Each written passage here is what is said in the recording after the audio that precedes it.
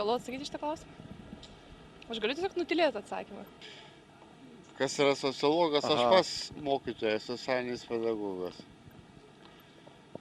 Psichologija tai yra mokslas. Psichologai yra taip. Ir su kuo asocijuojasi žodis andragogika? Čia kažkas iškrypiško, manau. Žmogus, kuris lenda į kito žmogaus dūšę.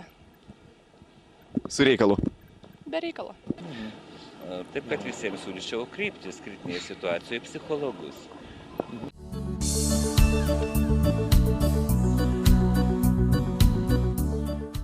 Sociologas.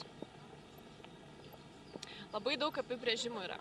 Galim pradėti nuo to, kad sociologas tai yra žmogus studijuojantis sociologiją arba jau baigęs tą specialybę, įgavęs tam tikrų žinių ir dirbantis šioje srityje.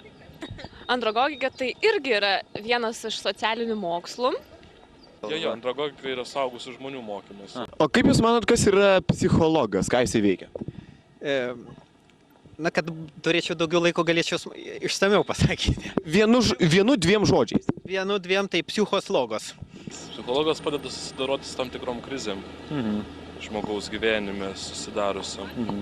Gali pamaitinti tabletėm, kurios yra tariamos.